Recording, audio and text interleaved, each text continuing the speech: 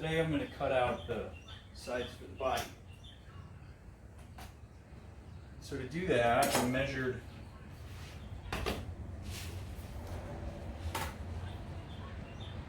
I got 17 inches, gives me plenty of clearance, an inch clearance.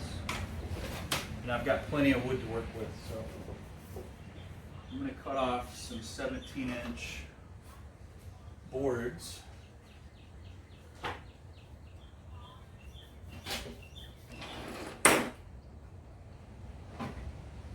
Okay.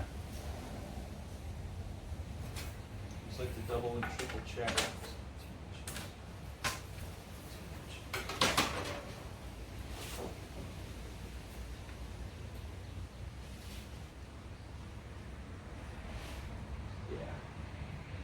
Plenty of room.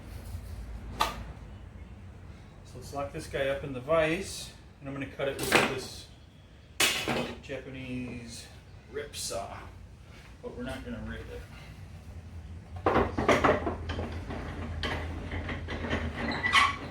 We're just going to cut it.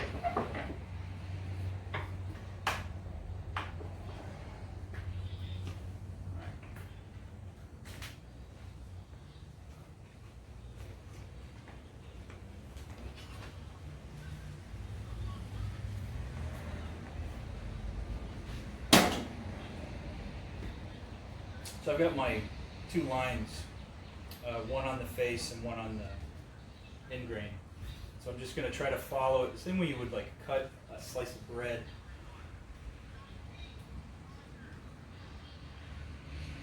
That helps keep you straight.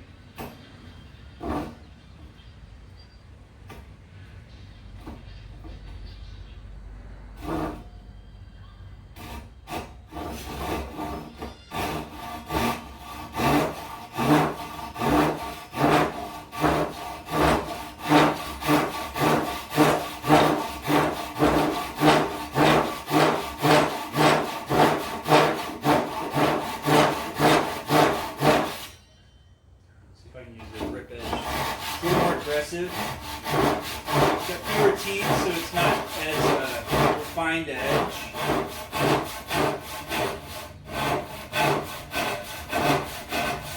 But for this, it doesn't matter. Quicker the better.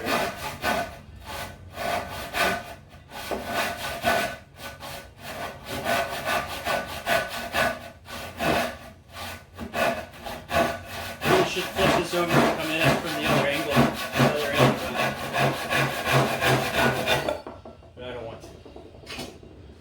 Here is one body. Let's do that again. Then what I'll have to do is rip this longer piece. Thinking about ripping it in the center. I'll give a little more to the body. So I'm going to have to put 3 of these together to make a full body.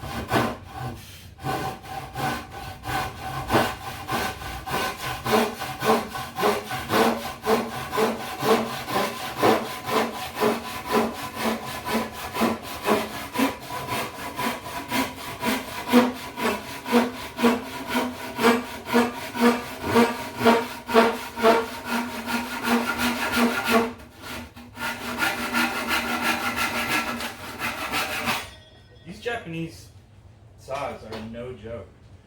They are much sharper than I expected them to be when I first started using them. They're so much easier to use than American saws. Okay, so what I've done is I've marked the edge that I want to be my joining face, and I've done that because of some imperfections in the packaging.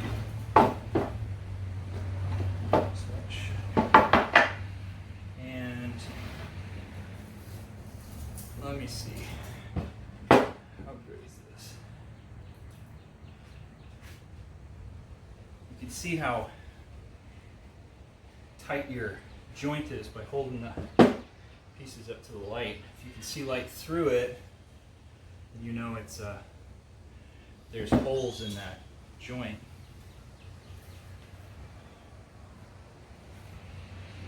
Maybe I should use the other two.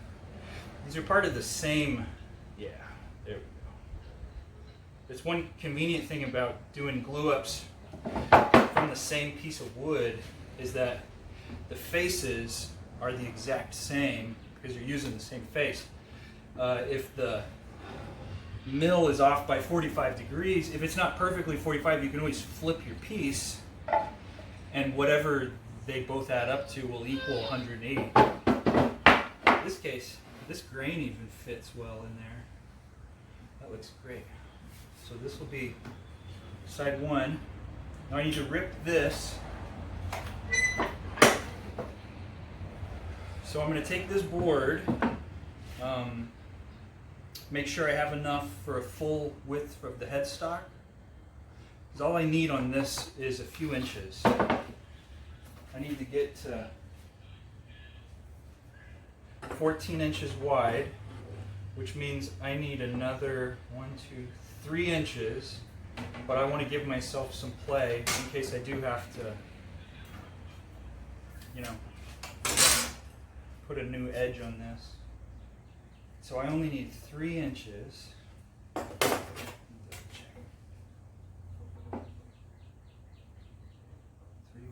14. So maybe 4 inches.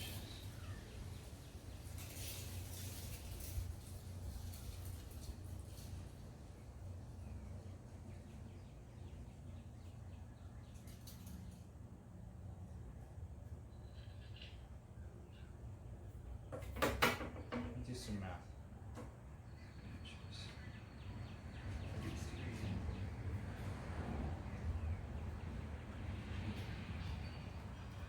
But I only need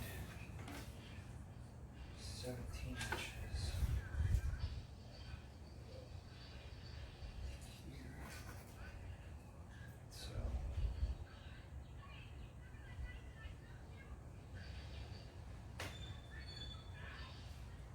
Come on, let me play with this. I want to make sure I get enough out of the board. So I'm not going to have enough. I'm going to have to do some wings for the headstock. Not a big deal.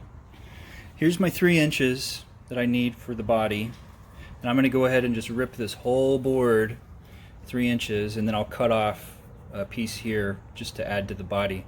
I'll be left with a piece for, you know, oh shit, I need more wood.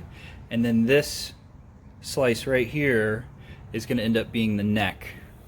And so I'll be able to get my tenon, my headstock. I'll have to cut off 2 pieces out of this and glue them on either side of the end to get an inch, but you won't be able to tell. Not a big deal. So I'm going to cut these out on my bandsaw, and then we'll come back and I'm going to glue up the 3 pieces, and that'll be the end of today. It's raining. Love it when it rains. So we've got our neck, and there might even be a way for me to split this down the center, flip these up on end, and that should add up to, is it going to be, yeah, it still won't be 4 inches. Close. We'll just do some wings. It's not a big deal. So here's our body. This is going to be the back. The other side is going to be the, you know, the inside of the guitar, because these faces match really well. Let's see if maybe, yeah, looks good. So I'm going to glue these up with some clamps. Just put some, I use regular number 2 type bond, get them wet before I put some glue on it, and clamp them up. Tomorrow I might cut out the body, but I'll probably move on to, you know, putting a truss rod and doing the neck. So let me put some clamps on this guy. So put some water on these 2 faces. I like to swell the grains with just a little bit of water, add the glue, put it under like a lot of pressure, clamping pressure, and these 2 faces will bond really well.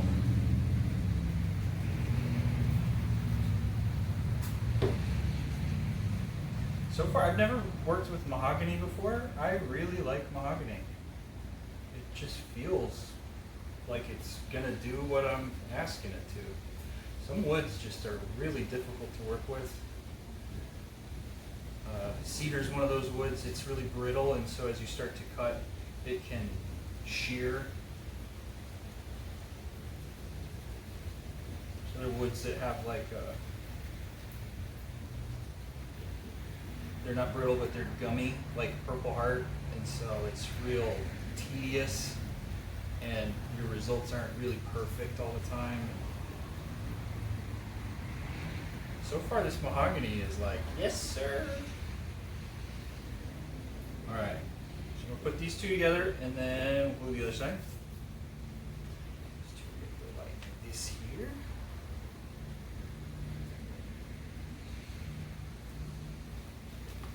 Might have to get out some clamps to hold these pieces, paired with each other. The glue can cause some shifting, and you won't get a perfect. Like, I don't want to lose any of the thickness out of this, and thinning it is a nightmare because I don't have a thickness planer that's wide enough, and so it's really necessary that I get these two faces really flush with each other.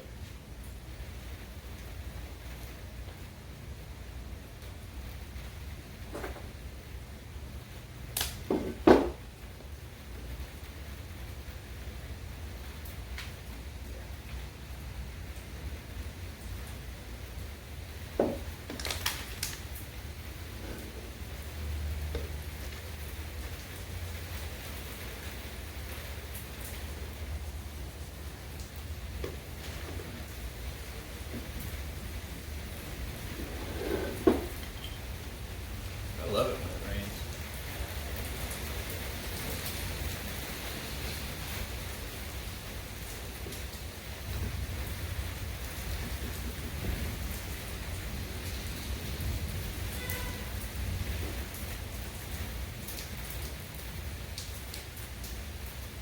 Make sure you get your glue all the way to the edges. Those matter more than the center. You will get some squeeze out.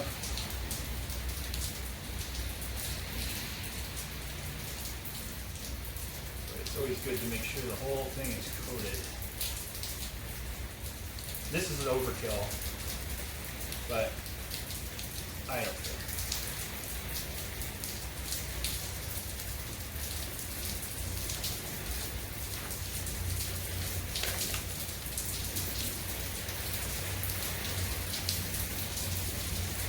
Just do a nice little, they want to fit together, you know. You can get a suction effect by moving them over themselves a little bit. Like, kind of like gauge blocks. If you don't know what a gauge block is, look up gauge block. It's really interesting.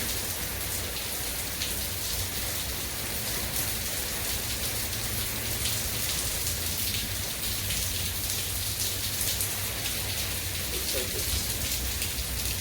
I don't like that.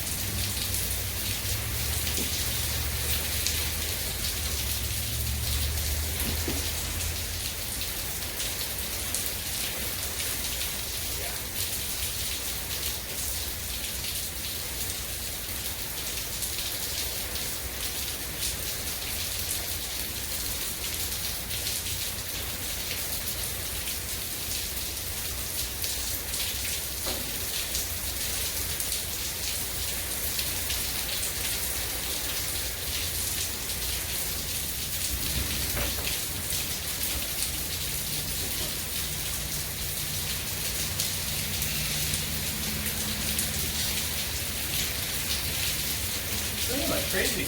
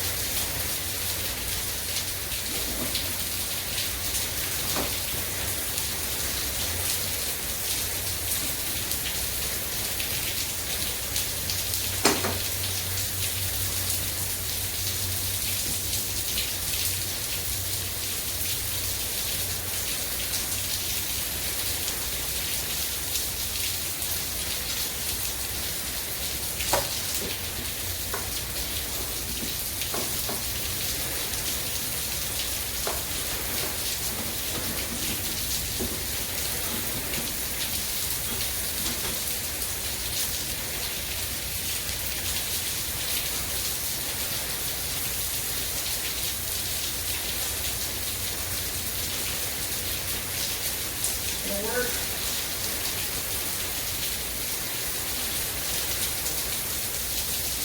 Yeah. I think it is gonna work. Okay. Perfect. Got squeeze out everywhere. Sit position.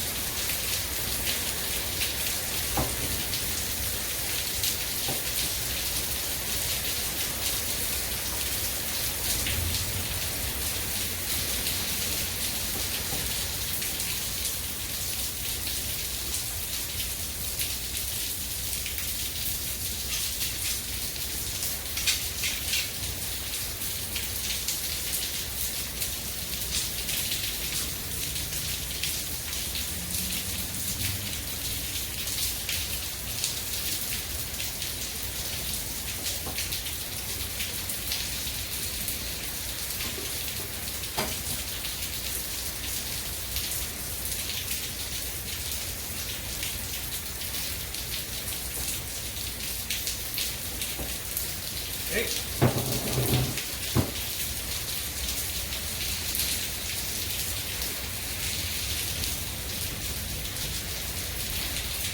Tighten everything up.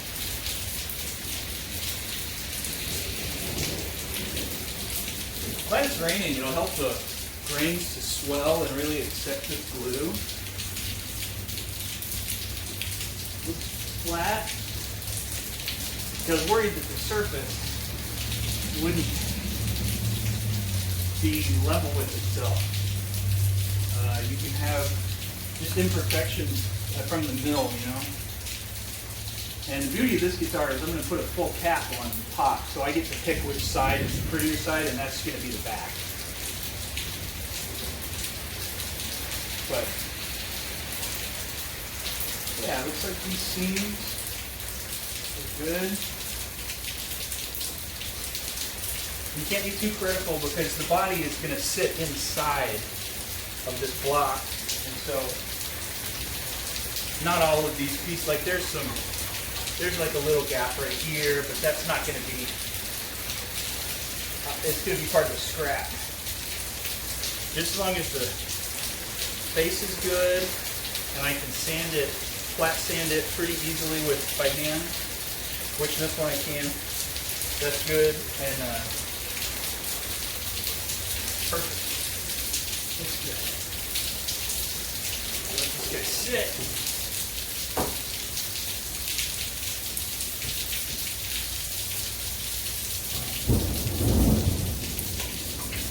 That looks to be all right.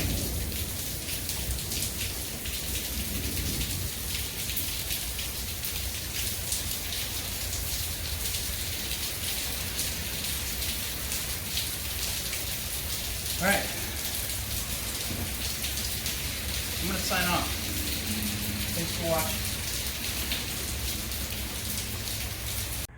So I've got my template cut out, I found my center line, and I've traced out the body on this piece of mahogany. So this will be the side that you don't see. The other side has got a little better fit as far as the grain. So what I'm going to do now is take this, before I level it, there's a little bit of, it's not perfectly flat. It's got a, this end has a bell to it, the other side's cupped just a little bit. So what I'm going to do is cut out the body first, and then I've got this big sanding beam that I'll just go over it with, you know, like 60 grit and bring it down to a level surface, flat sand the top. But first I need to cut this guy out on my bandsaw. So I've got it all set up. I'm gonna go cut it out. So I cut out the body with my bandsaw, then I retraced the template so you can see I've got pencil lead.